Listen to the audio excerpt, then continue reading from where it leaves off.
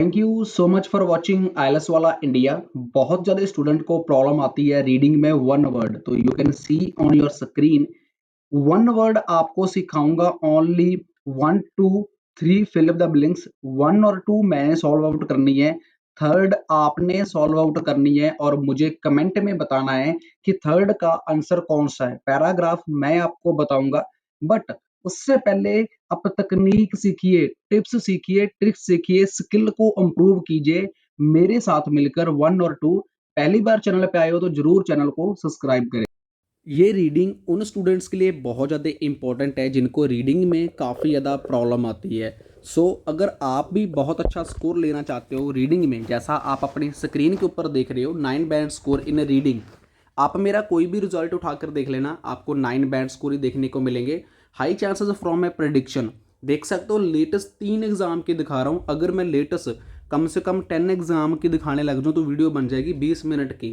आपके short time में screen recording आपकी स्क्रीन के ऊपर चल रही है। फर्स्ट ऑफ ऑल हम क्लियर कर देते हैं, हम गूगल से उठाकर कोई स्क्रीनशॉट अपलोड नहीं करते क्योंकि वो फेक बन जाते हैं। स्क्रीन रिकॉर्डिंग इसलिए अपलोड करी जाती है, भगवान की फोटो सामने लगी क्योंकि स्क्रीन रिकॉर्डिंग ट्रू होती है। और स्क्रीन रिकॉर्डिंग के अंदर जो पीडीएफ में से आया 100% task 2, task 1, reading, listening, every proof आपको देखने को मिलेगा आपकी स्क्रीन के ऊपर। ऑल ओवर इंडिया चैलेंज है, आप कहीं से भी पता कर सकते हो।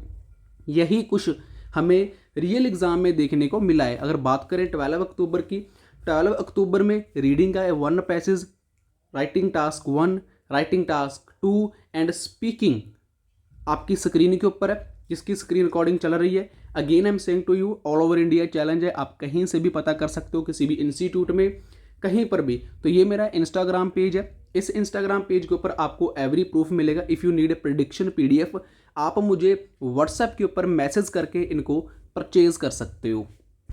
बात क्या कर रहा है, बात कर रहा है हमारा कीवर्ड अंडरलाइन करना बहुत ज़्यादा ज़रूरी है, क्योंकि अगर आप कीवर्ड ही अंडरलाइन नहीं करोगे तो आपको आंसर नहीं मिलेंगे। तो फर्स्ट ऑफ ऑल, जब भी आपकी रीडिंग का हो तो फिल अप द ब्लैंक्स से पहले जो हमारे 1 और 2 वर्ड्स होते हैं वो अंडरलाइन करना बहुत ज़्यादा ज़रूरी है। जैसे कि मैंने येलो कलर से अंडरलाइन कर दिया।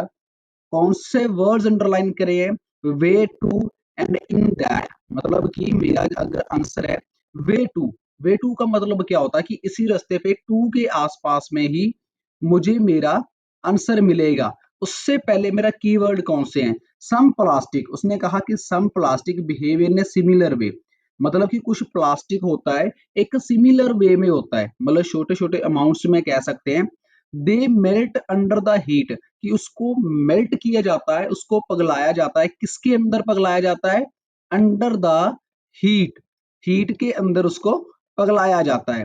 Can be mould in into new forms, कि उसको नई, उसको दोबारा नई फॉर्म मिल जाए, नई उसको शेप मिल जाए। अब आप ध्यान से एक चीज देखिए, वो बात कर रहा है अंडर की। अब आपको ये आंसर डायरेक्ट नहीं मिलेगा, 100% कंफर्म है।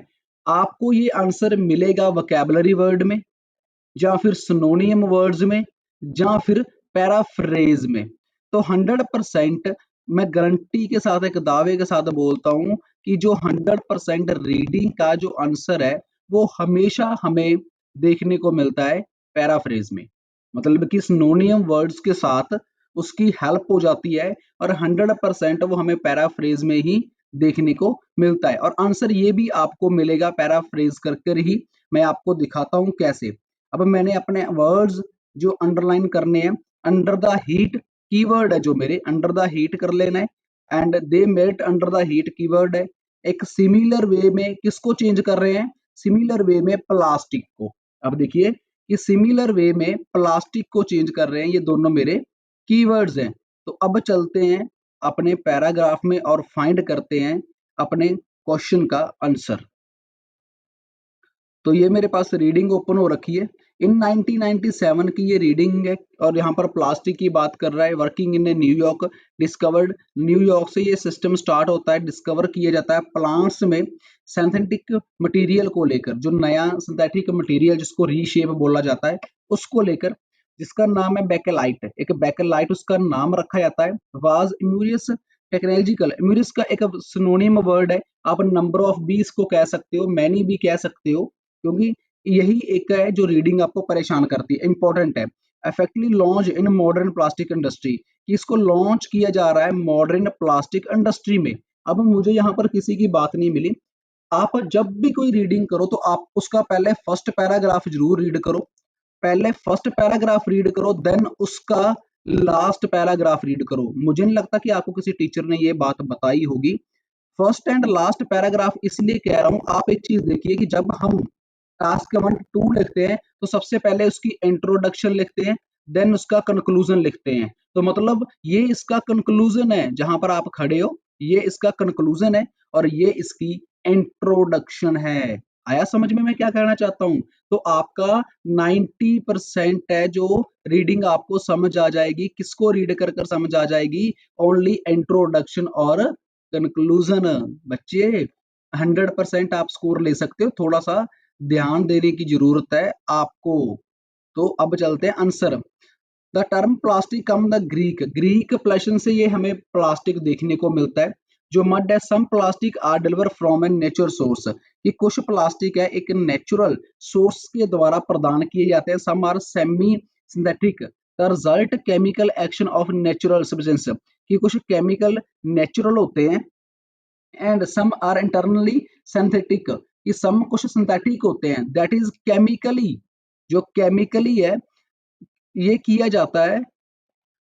कॉन्स्टिट्यूशंस का मतलब होता है संविधान, जिसे हम रूल बोल देते हैं, एथिक बोल देते हैं, और कोयल और ऑयल के एथिक कॉन्स्टिट्यूशंस है जो उनको लाए जाते हैं। Some are thermoplastic which means that, जो उनका थॉर्म प्लास्टिक है, which means like that candle wax, which means क्या लाइक है candle wax, they melt when heated and can be reshaped. देखो जी हमारा आंसर मिल चुका है।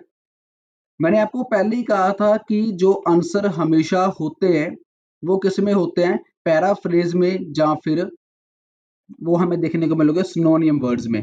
तो यहाँ पर आप चीज थोड़ी सी याद रखें अपने माइंड में, अंडरलाइन कर रहा हूं मैं आपको येलो लाइन से भी अंडरलाइन कर देता हूं इस चीज को, कि आप आए हो मेरी वीडियो पे टाइम दे रहे हो तो अच्छे से आपको समझ आना चाहिए हमारे क्वेश्चन का जो आंसर है।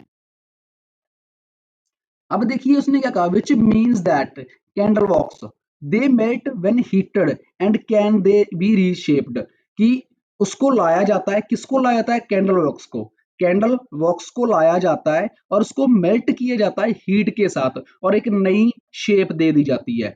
मतलब किसको लाया जाता है? एक कैंडल वॉक्स को, किसमें? सम आर थर्मोप्लास्टिक, मतलब कि छोटे छोटे आकार में, छोटे छोटे टुकड़ों में। वहां पर क्या उसने बोला था आपको मैं वो भी दिखाता हूं। उसने यहां पर बोला था, आप देखिए कि some plastic behave similar way, similar way को उसने किस में चेंज कर दिया? प्लास्टिक फॉर्मेट्स में।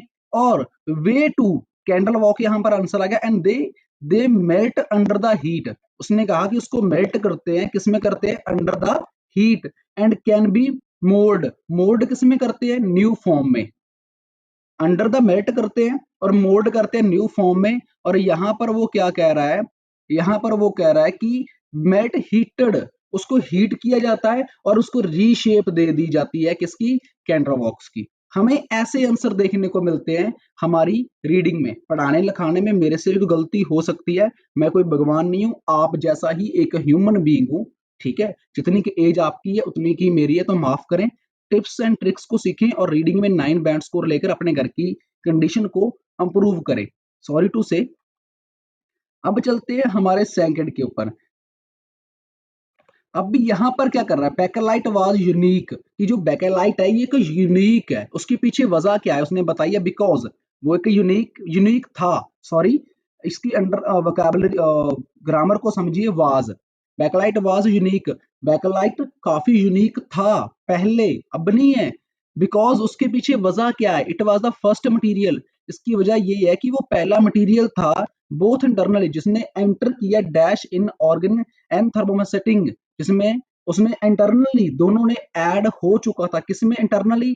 इन किसमें ऐड हुआ था? चलो चलते हैं पैराग्राफ में, उसको रीड करते हैं। फर्स्ट ऑफ ऑल हमारा कीवर्ड हमें फाइंड करना जरूरी है। अब मैं इसको रेज कर देता हूं। मैंने रेज कर दिया। अब मेरा कीवर्ड क्या है? सबसे पहले कीवर्ड थर्मोसेटिंग हमारा कीवर्ड मुझे मिल चुका है, ठीक है। उसके बाद मुझे अपना कीवर्ड फाइंड करना है बैकेलाइट, बैकेलाइट भी मुझे मिल चुका है। शेप, अब इसके बारे में वो बात कर रहा है, like eggs they can not remain in the organism state in the shape is the fixed for ever, कि शेप है जो इसकी फिक्स्ड हो जाती है फॉर एवर के लिए। लो जी, बैकेलाइट मुझे मिल चुका है। हैड, देखिए वहां पर उसने क्या लगाया था? वाज लगाया था। मैंने आपको ग्रामर के बारे में बताया था, वहां पर उसने वाज लगाया, यहाँ पर वो हैड लगा रहा है। यहाँ पर वो हैड लगा रहा है। Destination of being the first totally, यहाँ देखिए, destination of being the first totally synthetic thermosetting plastic, की थर्मोसेटिंग प्लास्टिक की जो फर्स्ट टोटली उसकी डेस्टिनेशन थी वो कौन सी थी? सिंथेटिक। मतलब कि मेरा आंसर है वो उसने किस में मिल चुका है मुझे? सिंथेटिक। अब देखिए मैं आपको दिखाता हूँ, यहाँ बैकेलाइट हेड की बात कर रहा है, वहां पर वो बात कर रहा था किसकी?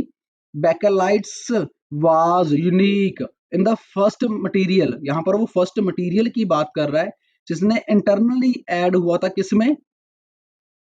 मटेरियल में वो ऐड किया था फर्स्ट टाइम। यहाँ पर देखिए फर्स्ट टोटली, पहली बार टोटली उसने किस में चेंज हो गया था? प्लास्टिक में, सिंथेटिक। मतलब कि मेरा सेकंड जो क्वेश्चन का आंसर है वो सिंथेटिक है। तो इसलिए ग्रामर को भी समझना पड़ता है, पैराफ्रेज कर कर ही आपको रीडिंग के आंसर मिलेंगे, ये मैं गारंटी देता हूँ। और थर्ड आंसर आपने फाइंड करना था, जैसे एज पर माई प्रॉमिस, आपके साथ प्रॉमिस किया था। तो अब थर्ड का आंसर कौन से पैराग्राफ में मिलेगा, उसका स्क्रीनशॉट आप ले लो। फर्स्ट ऑफ ऑल आप स्क्रीनशॉट लो उस पैराग्राफ का। थर्ड क्वेश्चन का जो आंसर है मुझे इस पैराग्राफ में मिलेगा। ये मेरा थर्ड पैराग्राफ है, इसमें मुझे मेरा आंसर मिलेगा third fill up the blanks का। तो यहाँ पर आप फाइंड करें उसका आंसर, देन मुझे कमेंट कर कर जरूर बताएं कि आपका आंसर रॉन्ग है या फिर आपका आंसर राइट है। तो आपको आपका आंसर इस पैराग्राफ में मिलेगा, यहां से लेकर आई होप आपने स्क्रीनशॉट मार लिया होगा। अगर नहीं मारा तो स्क्रीनशॉट आप ले सकते हो। अगेन मैं आपको अंडरलाइन कर देता हूँ, यहाँ से पैराग्राफ स्टार्ट होता है और यहाँ पर इसका एंड होता है, और आपको थर्ड आंसर यहाँ मिलेगा। अब चलते हैं क्वेश्चन के ऊपर। तो ये इसका क्वेश्चन है, आपको क्वेश्चन का एक हिंट दे देता हूँ आपकी हेल्प के लिए।